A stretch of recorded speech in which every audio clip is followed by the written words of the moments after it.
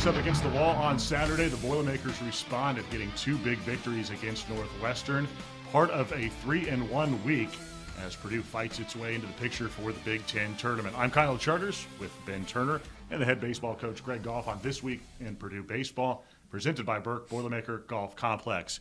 What a day it was. I mean, those were a couple of excellent games against the Wildcats on Saturday. And, you know, you come off a really disheartening loss on Friday night in the opener of that series. But your team responded big, played nearly flawless baseball, a lot of contributors, and you pull out 2 wins. That really, if you don't get both of those, it's an uphill climb these last couple of weekends, headed to Indiana for the series this weekend and then back home against Nebraska. But your team has played its way into having a chance. It does, Kyle. I mean, that doesn't surprise me. Although I didn't probably sleep at all on Friday night. Like we said, these guys are different. They're different. They are very resilient, and they don't get too high or too low with the games, and they're able to get over those losses. And so I thought those guys showed up and had great prep on Saturday morning, and just really played phenomenal, knowing that we had to, pretty much sweep that doubleheader to keep our contentions with the Big Ten tournament and stuff like that. And they did. They played absolutely great. Stayed ahead the whole game and just played out front. It was a lot of fun. Yeah, your team has won now 4 of 5. Of course, you got the midweek game victory against Notre Dame, and what was an excellent contest as well against our rivals from the north, who don't make their way down here all that often, but did for this season. We're appreciative of that. And you got the win, led in 30 of 36 innings. Your team turned it on when it needed to, and that was big. It was fun. Having an opportunity for the Irish to come down and play is a huge deal. Hope we can continue that and hopefully go up there next year, and then they can return, in 27. But amazing crowd. Our fans have been absolutely, guys, I can't say enough. I'm so thankful for our support, and getting over 2,000 people out there for these last few games has been absolutely phenomenal. It makes a big difference. You can feel the energy in the crowd, and for them to walk away, leaving there, beating the Irish that night was a big deal for all of us there, and then finishing up, going 3-1 as we get to end of the season is pretty impressive. Kyle mentioned having the lead for 30 of 36 innings. To me, that says you scored early probably, and the starting pitching was probably pretty good. And, man, the starting pitching delivered last week. Easton Story makes 2 starts. Carter Dorn and CVA gave you quality starts. Yes. Start Northwestern series. 22 innings of 5-run ball. I mean, here in crunch time, man, that's a huge part of it. It's huge, Ben, and I think Coach Neiman's did a great job. I thought he did an excellent job of calling the game, and one thing is to call the game, but then you got to have people that can execute. And I thought Dorn was really good on Friday. Walked a few guys, but again pitched out of some traffic, and left that game with the lead. And so. And then CVA turns right around, and knowing we got to win the game. And, man, I thought he was great. Man, the breaking ball just continues to get better.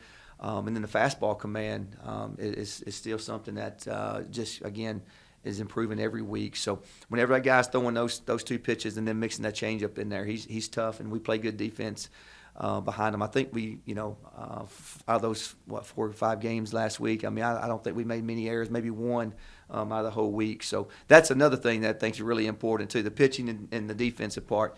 And then our hitters are starting to, feel pretty good as well. 65 consecutive innings without an error. Yes, better knock on wood on that one, Ben. It did come to an end, so you don't have to necessarily jinx it at this point. Yes, yes. And you won despite the streak coming to an end. But as we've talked about a few times over the course of the season, defense is oftentimes the most overlooked part of winning baseball. No doubt. And that's with, Cookie, not playing short, and Cam stepping right in there, and thought he made some phenomenal plays at short this weekend. And, Breck and Ty at second base.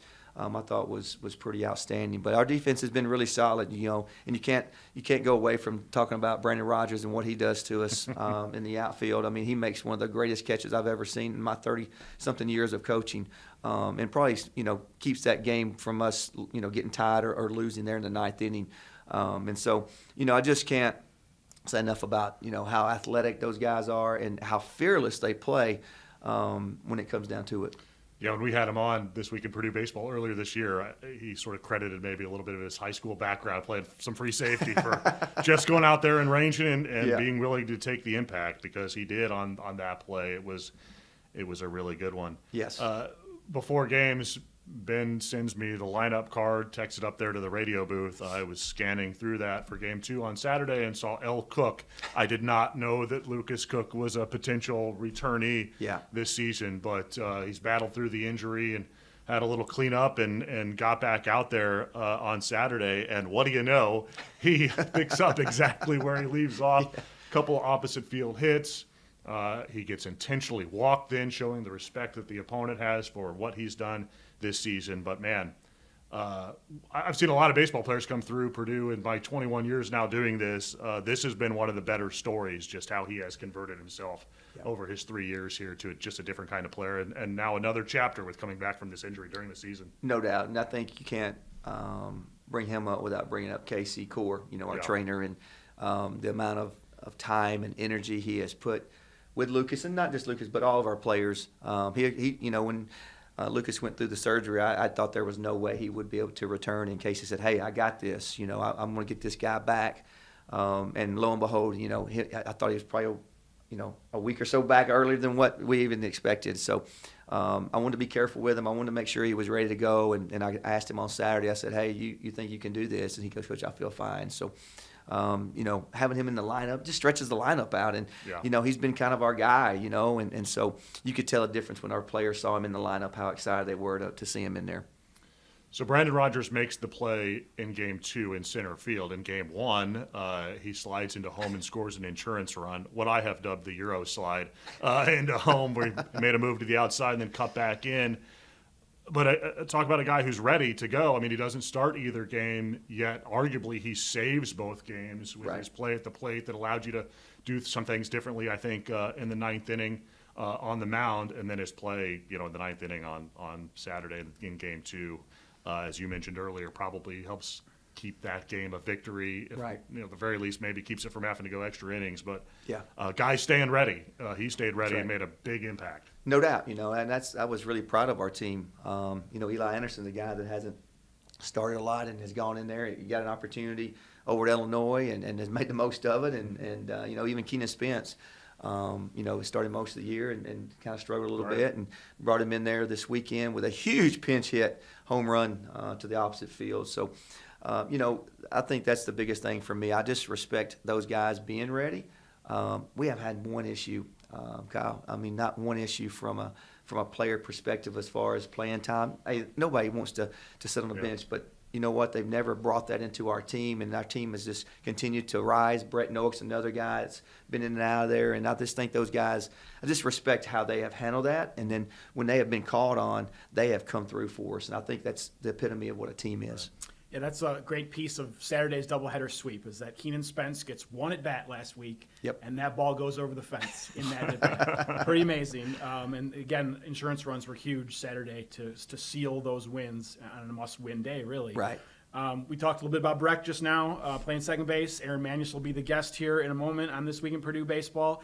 He went into left field more out of necessity to keep his bat in the lineup. That was early April.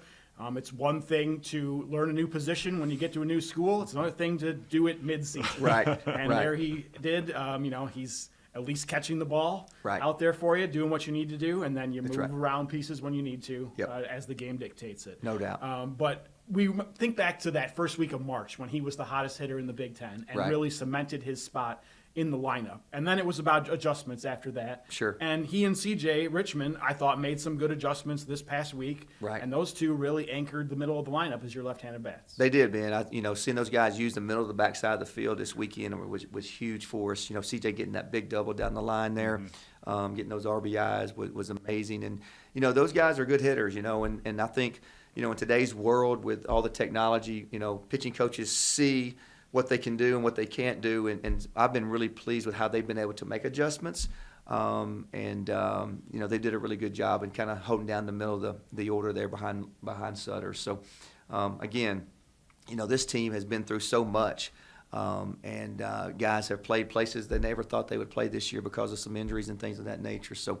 just my hat's off to those guys and how they continue to get better and improve, and here we are going down the last 2 weekends. Logan Sutter's been huge, obviously. 13 home runs, 20th double, both on Tuesday against Notre Dame, part of a 4 RBI night. He's reached those benchmarks, 13 homers and 20 doubles. He did so before the start of May.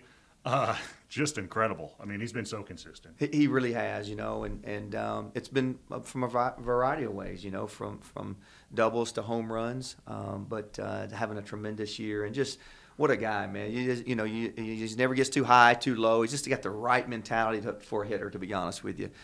You couldn't tell if he was 0 for 4 or 4 for 4 when he gets in that box. He's ready to go. He's very confident about what he's doing, and he definitely puts his best swing off, I can tell you that.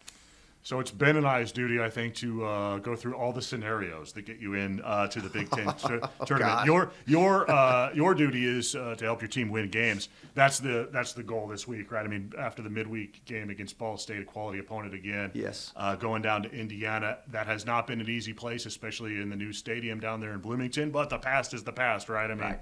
You guys have got to go out and try and win games against the Hoosiers this weekend. No doubt, again, our guys are going to be ready to go. They know what's at stake, Indiana's very good at home, but these guys are playing really well, and looking forward to getting down there and having a great weekend, and hopefully continue this run to the Big Ten tournament. And you're close to as whole as you have been. If Lucas Cook is back, Easton Story is back. Yes. And that's got to be reassuring. It is, Ben. It really is. I mean, it's been a struggle as a coach, as a play. It's been a struggle with all the. I mean, I don't know how many lineups we've had this year, but it's been a bunch. In the rotations and all those types of things. So we are as close to being the team that we thought that we were early in the year. And so you got to feel good about that. And I know our guys feel great about it, and excited for this week. Well, let's make it a good trip. All right, we'll take a break. We'll come back. We'll bring in Aaron Manias. We'll talk a little bit to him about the recent string and the big series this weekend at IU. That's coming up next on This Week in Purdue Baseball. Play championship golf at the Burke Boilermaker Golf Complex. Enjoy great food and great drinks at the new Pete Dye Clubhouse. And shop official Purdue gear at the Purdue Pro Shop. Experience it all now at PurdueGolf.com. Let's bring in Aaron Manias to talk about his big performance last week, along with the Boilermakers winning 3 of 4. It was, for you personally, a big week, 5 for 11. You had RBI doubles on Tuesday and Saturday, a home run on Friday. I think more importantly probably for you, it was a fun week, and you guys won some baseball games too. Yeah, that's the biggest part of where we're at right now. Nobody's individual stats matter right now. It's all about the team and winning games, getting to that Big Ten tournament because – if the season were to end before the Big Ten tournament, this season wouldn't be how we expected. We started really hot, really had a great start. We had 20 wins in, 6 weeks, our first 6 weeks. Mm-hmm. So that's the big goal right now. It's just the Big Ten tournament. Nobody's playing for themselves right now. It's all for the team goals right now. You and C.J. Richmond have been the big left-handed bats in the middle of the lineup, particularly here recently, been very productive. 10 hits, 10 runs driven in, 5 extra base hits. Purdue wins when you guys have big days. No pressure, but it does tell you a little bit about the productivity of you two guys in the middle of the lineup. Yeah, we've me and CJ have been through it a little bit this year. We were both up at the start, and then we went down. Especially in this league, it's really pitching coaches like to make adjustments when you're facing them. So with all the video, they know how they can get you out, and so that really makes it difficult on us. And then we have to figure out how pitching coaches think about how they game plan for us. Then we have to work on our weaknesses to figure out that. So, I mean, that's been a really big thing for me and CJ was, a lot of pitching coaches like to throw us changeups. And so it's laying off those changeups and getting those fastballs that you can hit and drive and get extra base hits, which score more runs. Yeah, the camaraderie among especially the left-handed hitters, because you're probably going to be attacked similar. Yeah. And that cat and mouse game that you just talked about, the back and forth of the baseball is all about adjustment, especially the higher levels that you get to. Yeah. And I suppose that's maybe what takes longer is to get used to that. Mm-hmm. You were at Nebraska last year, but this is your first full year hitting D1 level, and those things in season make a huge difference. Yeah, for sure. When I had my really good week, I didn't have a book on me yet of how pitchers can pitch to me, so I was getting a lot of fastballs, and those are usually the pitches I do damage on. So then I went a little bit downhill there for a little bit, had to make some adjustments on my approach and all that, and now it's starting to pay off again. So that's really good because, we need a win, and I'm going to try to contribute however I can to help us win. Yeah, it's unique to hear you acknowledge it that, frankly, be honest, that things didn't go as well during the later half of May and March and stuff like that. But, man, that first week of March where you solidified yourself in the lineup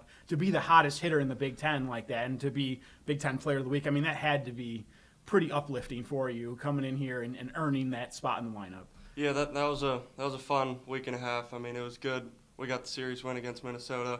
So, yeah, that was a really fun week. Helped the team win. Big Indiana State win, and then Minnesota win, so that was great. You are a second baseman typically. We did see you start a game at second base earlier this year while you've been as DH primarily, but also here recently out in left field. How's that conversion gone from you to playing a little bit outfield? Yeah, it's been different. I think the last time I played the outfield I was 13 or 12, so no, it's been good. It's been a learning curve, especially those first couple games. It was something I don't know.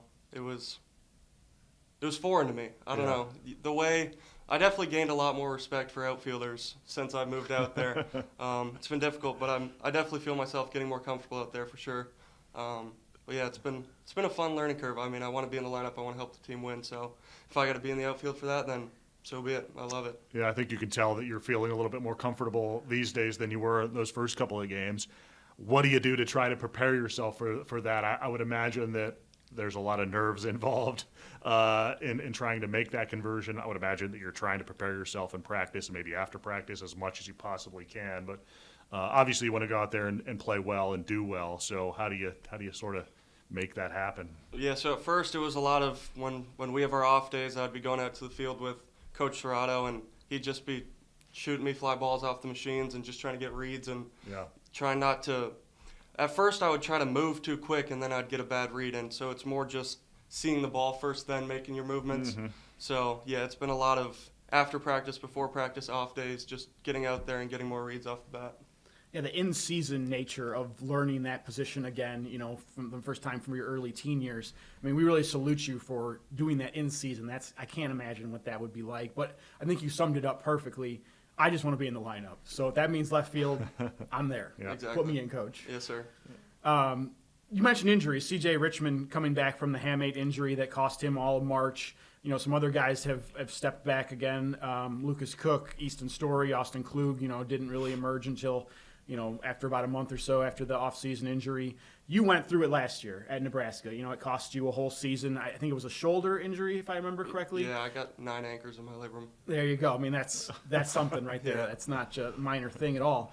So you kind of identify, I suppose, with them. Mm-hmm. And when it comes to coming back from injury, you know, the uncertainty involved with it and getting that mind right, I suppose, is half the battle. Now, that kind of started last summer, correct, in the Coastal Plain League. Summer ball is good for that, to kind of prove yourself again. And then you're here at Purdue starting in the fall. Can you kind of take us through how all that went and, you know, how you ended up here at Purdue? Yeah, so last January, it was like our 4th practice back from Christmas break. We were in our indoor facility, and I dove for a ball, and my shoulder fully popped out of its socket. This is in Lincoln now at yes, Nebraska. Sir. Yeah. Yes, sir. My whole arm went numb, my elbow went numb, my fingers went numb. And I kind of knew. I'd never felt anything like that. So went to our trainers, had an MRI set up the next day, and realized it was fully torn. Wow. So then I had surgery maybe a week after that date, so it was a pretty quick turnaround. Then the rehab process started. So it's about a 4-month recovery before you can start throwing a baseball and 3 months before you can start hitting. So then once I was cleared to start hitting in games, I think it was the beginning of July, I headed down to the Peninsula Pilots in the Coastal Plain League and just strictly DH'd. I couldn't throw yet, couldn't play in games. And, you know, it was nerve-wracking that first game back. Like you said, it's uncertainty. You know, you haven't played baseball in 6 months up to that point. So I really just focused on having fun. And I ended up performing well, and then I reached out to Keenan. I was like, hey, does Purdue have any open spots? And then Coach Serrato came down, watched me play, had a good game. And I got in contact with Coach Goff, and me and him really had some good phone calls, really good conversations. And then was fortunate enough to get offered a spot here and took it, and I couldn't be more grateful. It's been a great time here. You certainly made the most of it, and we love to hear how players help recruit players sometimes. Keenan Spence was your teammate at Howard College in Texas. Both of you guys put up huge numbers in JUCO ball, and that connection was a big part of it. Yeah, for sure. Connections with players is a big thing with recruiting in baseball. There's so many players around the country. Having that foot up with somebody already there helps. So I basically called Keenan and I was like, hey, I'm in the portal. You want to talk to Coach Goff and see if you need somebody? He was like, for sure. Me and him were great friends at junior college. Like you said, we put up great numbers, so we were always together in that sense. And so Coach Goff reached out to me, and like I said, we had great conversations, could really tell that I appreciated him, and he liked me as a baseball player and as a person, so it was great. Probably you didn't overlook it, but maybe in everything good that happened Saturday, his home run was maybe overlooked, as I was saying. But what a moment for him. To only get one at bat last week and to hit it over the fence, I mean, opposite field, that was pretty cool. Yeah, me and Keenan, we've always joked about it. He's the only person where he's seen me every year since coming to America. Our first years at junior college, then I saw him at the Big Ten tournament last year. I was in the stands because I was injured. I couldn't be in the dugout. But we saw each other after the game, and then now we're back playing again together. So being able to see him succeed, he's been not in the lineup like you said, but to see him come out and hit the homer, that was huge for us, and couldn't be more happy for him. Brandon Rogers makes a couple of incredible plays, the slide at home and the catch in center field, both in the first game and second games on Saturday. Is there anything he cannot do? No, he's one of the best center fielders probably in the country. The plays he makes in the outfield every weekend, it's unbelievable. I mean, me and Keenan were sitting next to each other on the bench when he made that catch, and we're just like, I've never seen anything like that. Like, it's just every week he's doing something that helps the team win, and it's remarkable what he does out there. And like you said, that slide too. Yeah. I don't know how many people can contort their bodies like that. It's pretty wild. Yeah, it was an impressive play, and I mean both of those, come off the bench like that and make huge plays, both on the bases and then in the outfield, certainly made a huge difference. Another thing that made a difference, I think, last week was the starting pitching. Easton Story twice against Notre Dame, and then on Saturday, Carter Dorn, Cole Van Assen. I mean, you guys, to be able to get early leads, I think, made a big difference, and then be able to score late to give yourself some insurance in all those games, really, aside from the loss on Friday. Those things were huge. The pitchers have been huge for us recently. They've really been keeping us close in games and allowing us hitters to, take those leads. And so without the pitchers doing their part recently, I don't know where we'd be, but we need the pitching, and they've come up very big for us. We've talked a lot about your different teammates over the course of the show today, but anybody that deserves another shout-out on This Week in Purdue Baseball, maybe flying below the radar a little bit, or somebody that you're specifically noticed as of late? I'd say Albert Choi. He went through some struggles around the same time I did, and me and him have really worked together in the cages trying to get through these, and he's starting to come up big for us, and we're really going to need him to get going again towards the end of the year if we want to really make a deep run into this. As a true table setter, when he plays well, Purdue seems to play well too. Yes, he does. So that's a good shout out there. All right, we'd like to learn more about you in the personal preferences segment. There are no wrong answers, as I like to say, but we do have you pick a number. We are down to between 1 and 8 this week. Let's go 6. Favorite costume that you recall at the 2024 Halloween Bash at Alexander? We'll go with Baron Sawyer's blow-up dog. That was a classic. I know all the kids love that. Anytime you can get one of those inflatable costumes, those are always going to be a hit. Yes, sir. All right, good one there. Between 1 and 8, don't pick 6. We'll go 3. Funniest teammate? Corbin Malott.